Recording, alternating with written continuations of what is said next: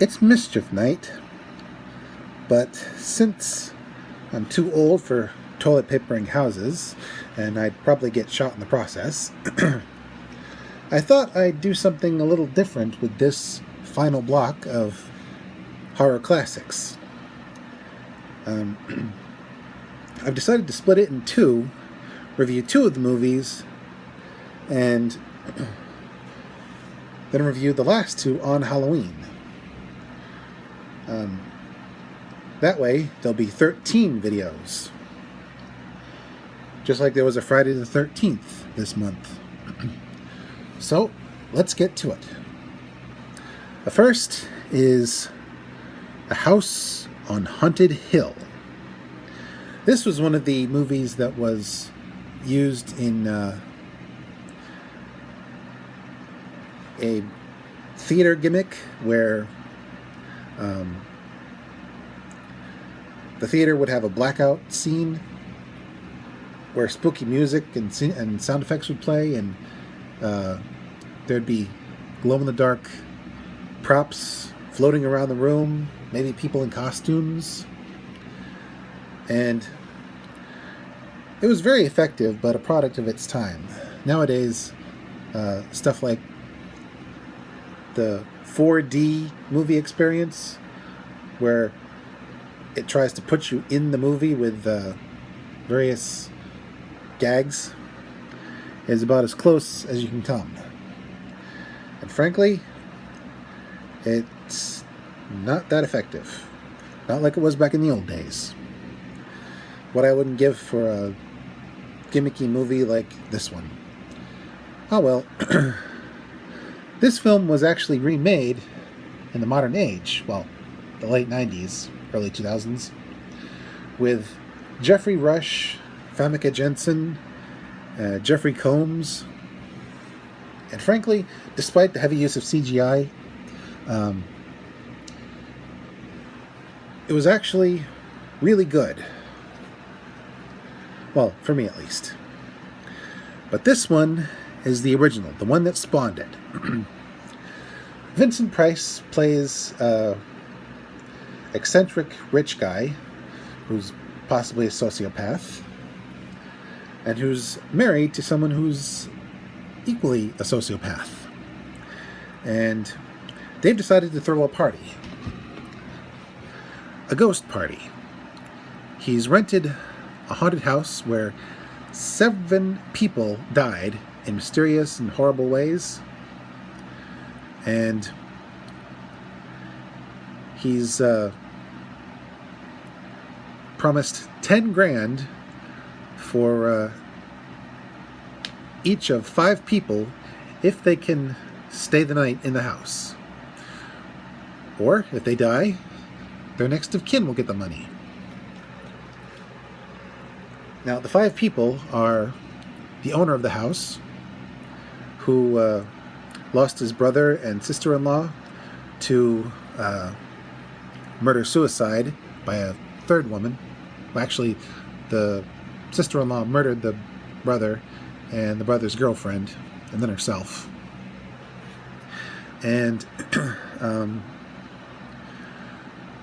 when he tried to spend a night in here once on his own, he was barely alive when they found him the next day.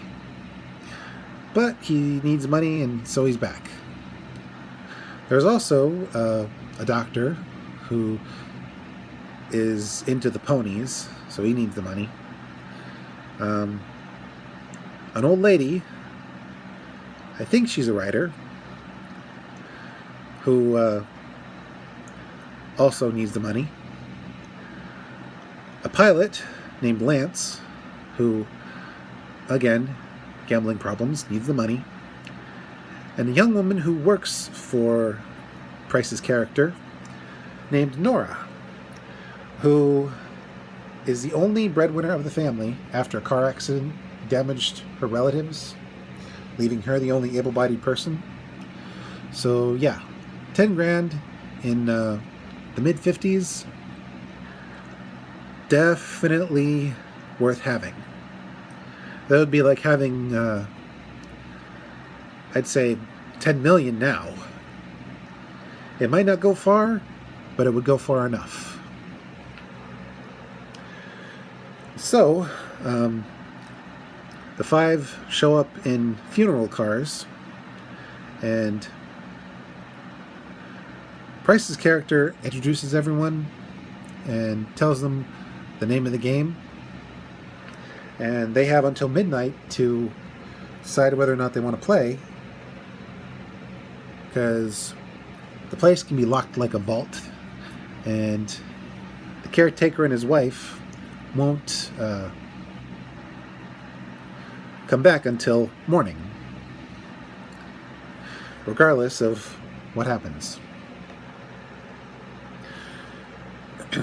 So, before the festivities can truly begin, the owner takes them on a tour, tells them how he lost his brother and sister-in-law, takes everyone down to the basement, and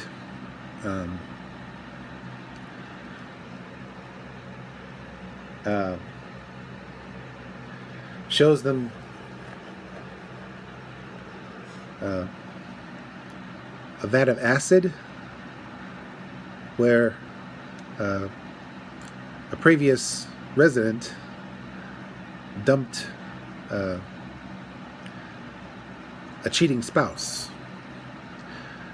and shows that the acid will eat through everything but bone, but bones float even in the acid, so that's how they caught him. We also see a bit of ghostly phenomena when old bloodstain starts leaking the red stuff onto the hand of the old lady.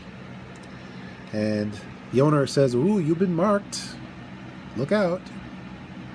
And she's like, "Oh, shut up." And we get to see a little of the social dynamic between Price and his wife. And it's clear that they're both sociopaths. Not to mention the fact that they're both very greedy. Price wants to keep his money, but the wife wants to inherit it. And not through divorce, because back then divorces couldn't just be handed out. There are special circumstances that they didn't meet yet.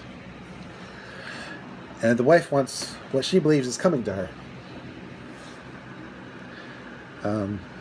Meanwhile, after a brief ghostly encounter, well, seemingly ghostly encounter, where Lance and Nora are checking one of the rooms in the basement, and Lance gets locked inside his room, and in the room, I should say, and Nora sees the apparition of an old blind lady, and she goes to get help to get Lance out. They find out that Lance got knocked out by something in a room with no apparent exit except for the one door. So later,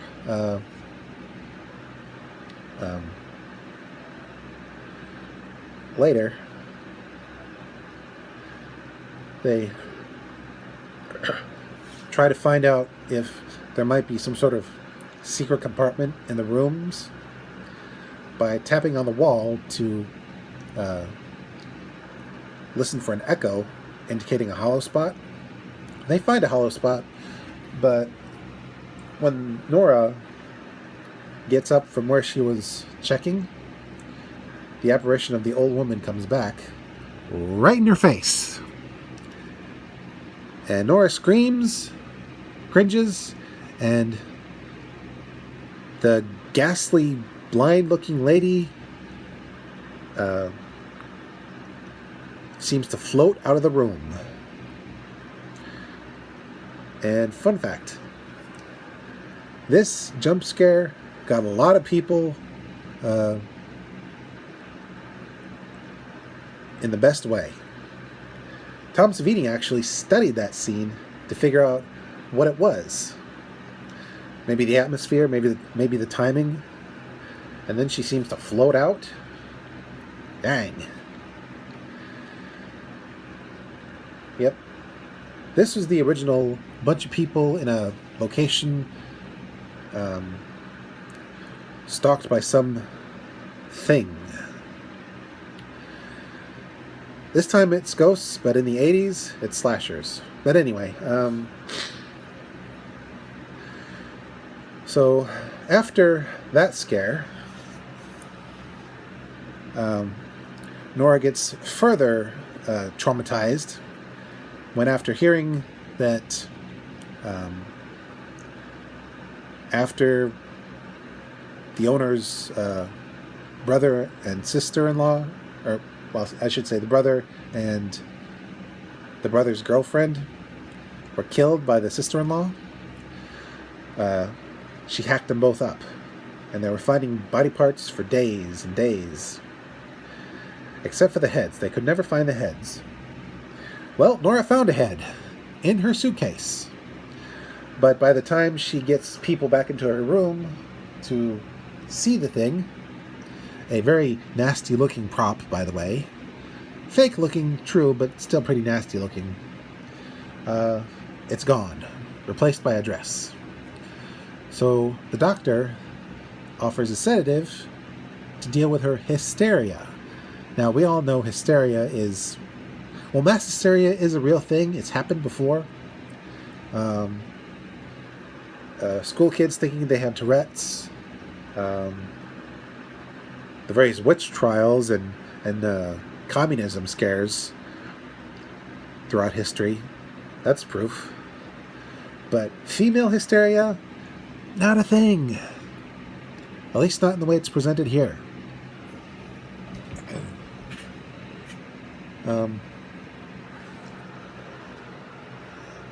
At one point, Nora leaves her room and gets grabbed by someone who says, "Oh, they're going to kill you unless you come with us." And she's like, "No, thank you, stranger danger." But it turns out that's the caretaker and his blind wife.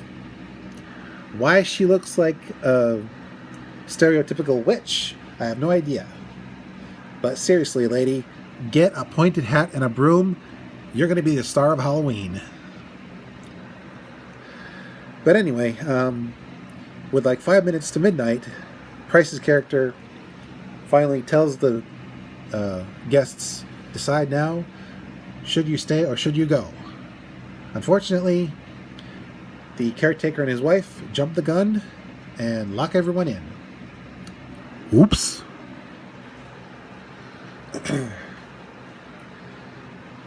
And even though Price didn't plan that, he decided to just go with it.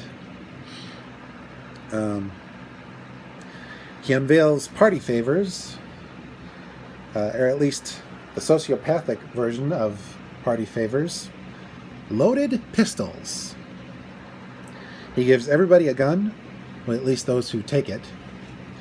His wife declines, but basically everybody has a pistol now. And that's when things go sideways. Someone or something hangs Price's wife at the top of the stairs, but there's no seeming way anyone could have done it. She was just there and dead. Now, the owner of the house, who's basically getting, shall we say, filled to the gills. He's a real lush. He's drunk, basically. Insists to Price that the wife's not there anymore. She's joined the ghosts. And Price is like, get out of here. Go back to your booze, boy.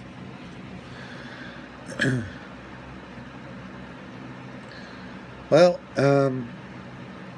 things also take a turn when the bloodstain from outside of the old lady's room appears inside the old lady's room and drips more blood on her hand. And she's still not driven completely around the twist yet, and really doesn't turn. Meanwhile, Nora seems to have vanished, and Lance, the pilot, finds the head prop in the closet, and he confronts the owner, and the owner's like, "Well, I don't know." And Price is like, "I think maybe we should lock ourselves in our rooms with our guns, because the innocent will have no reason to leave the rooms, and the guilty parties will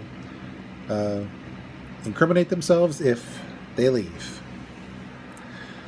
Of course, then everybody starts switching rooms. Price and the doctor start looking for Nora, who, as it turns out, was in another room after she'd been grabbed and bodily choked. And Lance ultimately finds her. And has her stay hidden while he goes looking for a secret tunnel out of the house. He finds a secret tunnel, all right, only he gets trapped behind a wall. And that's the end of Lance till the end of the movie. Meanwhile, Nora sees an apparition of the wife hanging outside of the room, like outside the window, and a coil of rope wraps around her feet, only to unwrap and leave the room, which freaks her out something fierce. She then goes out to the main staircase, only to see the wife hanging once again, which freaks her out. Then she sees a hand reach around a door to try and get her. So she runs off screaming, and she's armed. So let's just say she's on a hair trigger. Meanwhile, the doctor goes to examine the wife, whose body is still in her room, only to find that she's not dead. She utilized a hanging harness in order to appear dead, and their plan is to get Nora to shoot Price's character out of blind fear. Well, it works. She goes back down to the basement looking for Lance. The lights go out a second time, not the first time it's happened. Price goes down because he heard a scream, and he tries to talk Nora down, but she's too far gone, and kapow! Right in the chest. She panics and leaves, hoping to maybe get some help finding Lance. Meanwhile, the doctor goes to take Price's body to dump it in the acid bath, which hasn't been sealed up for some reason. Seriously, cut the rope that opens the thing and put cement around the cracks. But anyway, all we hear is a groan and a splash and a hiss. Meanwhile, the wife has been instructed to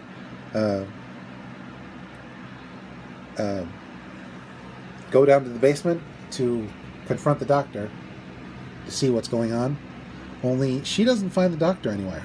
Instead, a skeleton rises out of the acid and comes towards her in kind of a comical fashion nowadays, but with the right atmosphere, I could see how this could be terrifying. Even though it's a skeleton, it's a pile of bones.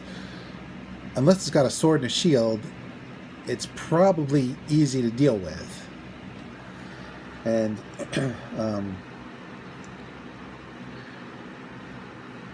the skeleton, using Price's voice, calls the wife a murderess and asks her to join him. And she's freaking out, even though it's not moving very fast, and she could probably just leave the room, even though all the doors in the basement closed at once. She could probably get one open. And eventually, she's not looking where she's going, and she ends up falling into the acid bath. And then, surprise! Price comes out using a puppetry rig, and he disconnects the skeleton and tosses it in the acid, which turns out to be the doctor, by the way. By now, Lance has been freed from the wall, and everybody goes down into the basement to see Price still alive, having loaded Nora's gun with blanks, and confessing that he killed his wife and the doc in self-defense. And he walks out after saying, "Let me be judged accordingly." Then, while looking into the acid bath, the owner of the house says, "The ghosts are active, they're gonna get me." And then, turning to the audience, he says, "They're gonna get you." So yeah, the original House on Haunted Hill was groundbreaking. Its scares were legit from back in the day, and it was good setup for various gimmicks that are no longer done, but in the right kind of mindset, with the right prep, this could still be a terrifying experience for the discerning horror viewer. In a movie theater, I mean. So, now we move from ghosts to vampires. We open on a dead world. No life in the city at all. Corpses litter the street. And we meet, once again, Vincent Price, playing a scientist who, before things went pear-shaped, or should I say bat-shaped, was working on a way to combat this virus that apparently became airborne and started killing people en masse. First in Europe, then in America. It's presumably in America. But they shot the movie in Italy, and they had to dub over a lot of actors' voices because, they were all Italian, supposed to be American. Anywho, unfortunately, Price's character keeps knocking his head against the wall trying to figure this out, but nothing seems to work. His friend,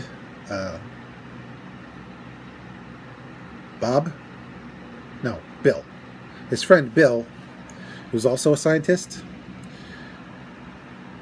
he believes the story is that some of the bodies, before they're destroyed by fire, are coming back as vampires. But not regular vampires, not like Dracula. More like zombies, because this movie was the inspiration for Romero's Night of the Living Dead. These vampires do hate sunlight, do hate garlic, do hate their own reflection, and possibly hate crosses, not sure. But they move and act like zombies, but they can talk, sort of, and use weapons. But they're not as smart as they could be.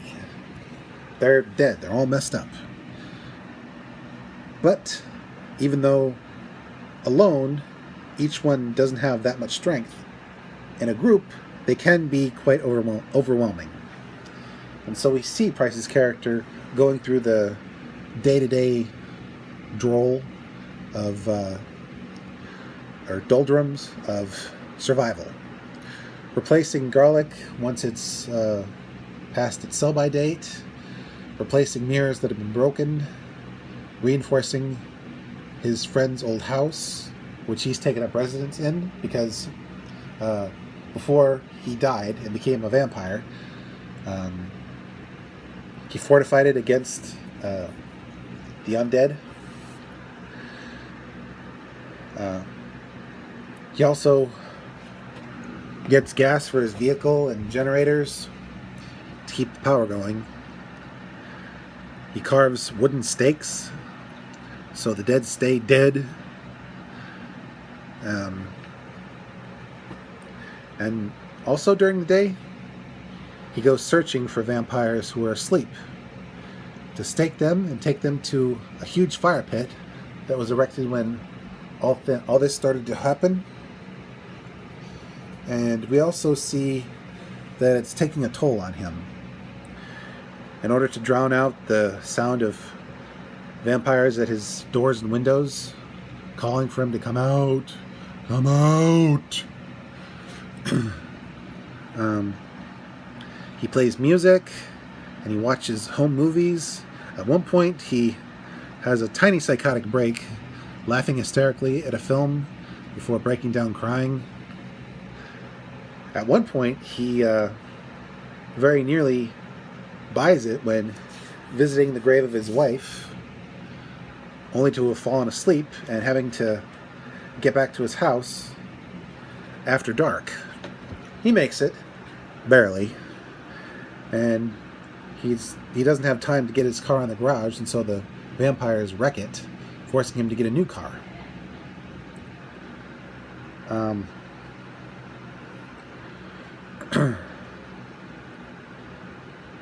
We also see in flashbacks that first his daughter came down with a disease and was stricken blind by it and was thrown into the fire pit against his wishes. And then his wife came down with it, only instead of getting burned, he secretly buried her, only to have to deal with her coming back and coming after him. Apparently, he managed to kill her, but this time bury her in a mausoleum instead of in the ground.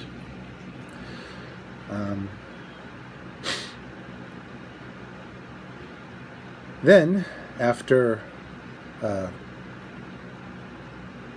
he sees a dog, a live, proper dog, and chases after it to try and get it to come live with him, he finds vampires that have been staked with iron stakes, like spears. So he desperately tries to contact anyone who might have survived, because now he knows there are other people out there. Only when he is at the radio, he hears the dog, since it apparently followed him, and he gets it back to his house, only to find out that it's been injured. He does administer first aid, but after checking the dog's blood, he finds that it's infected. Yep, animals can get it too.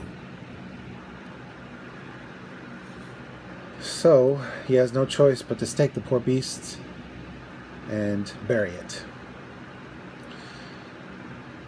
And after seeing that the dog was going to turn, he has another minor psychotic break, laughing without any humor. But then, just when he's at his wit's end, a miracle. A lady out during the day. That means she's not a vampire. So he chases her down, convinces her to come with him, since he's not one of those things, and they get to know each other. Her name's Ruth, and he finds out something very quickly. She is in fact a vampire, but not like the ones he's been going after, or the ones who've been coming after him. She's managed to get a hold of a vaccine, which is a combination of medicine and blood, that keeps the disease at bay, allowing her to move about during the daytime and tolerate her own reflection. The only thing she can't stand is garlic. Unfortunately, before she has a chance to dose herself, Price interrupts her, and she breaks the only syringe of the stuff that she had. And she laments that now she's going to turn and Price is going to have to kill her.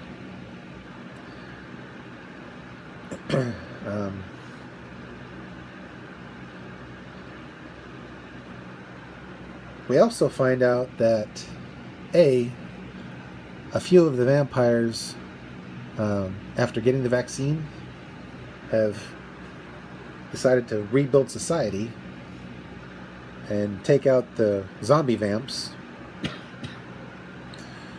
in order to cleanse the world. We also find out that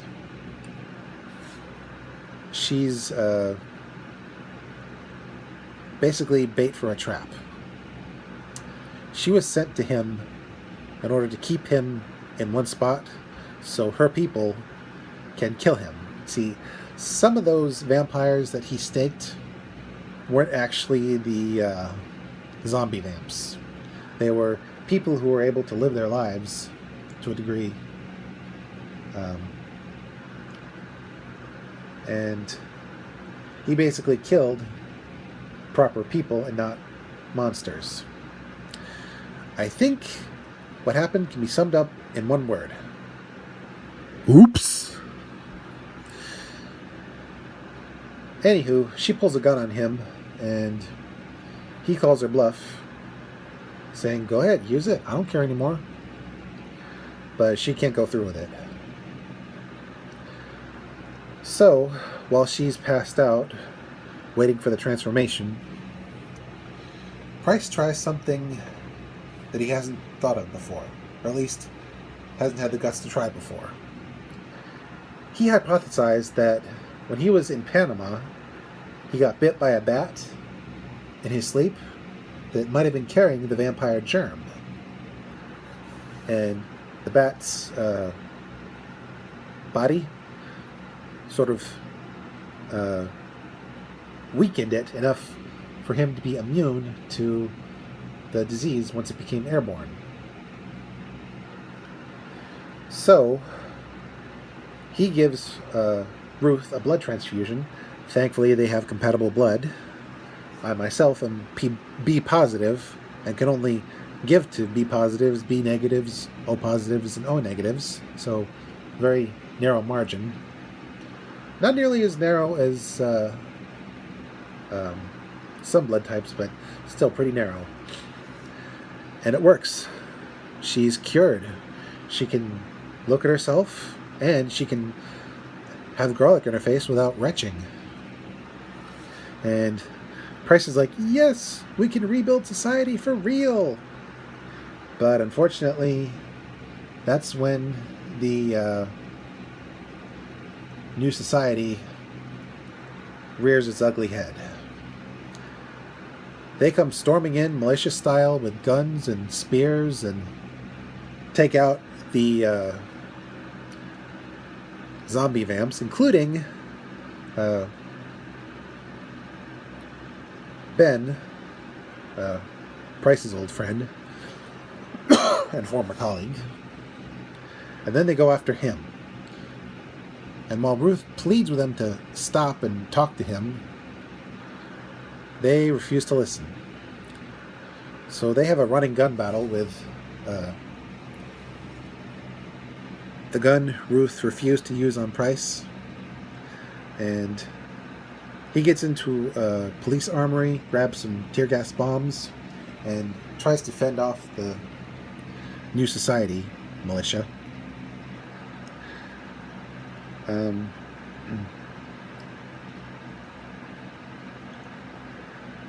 eventually he gets cornered in a church and wounded. And he's on the altar admonishing the New Society, calling them freaks and mutations, and declaring that he's the last true human, before they stab him with a spear. And he dies mumbling the words, "They were afraid of me." And Ruth quietly says, "You didn't know. They didn't know." Before he dies and she walks off. comforting a baby, saying that there's nothing to be afraid of anymore on the way. Now, she's got the cure in her blood now. So maybe she continues his work, maybe humans rebuild, or maybe it's all for naught. We don't get a clear answer. And that's it for this half of the block of horror classics. And our final look,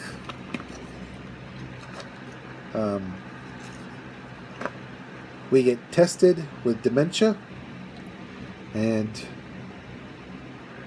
we meet a phantom, but not of the opera. Until Halloween, see you then.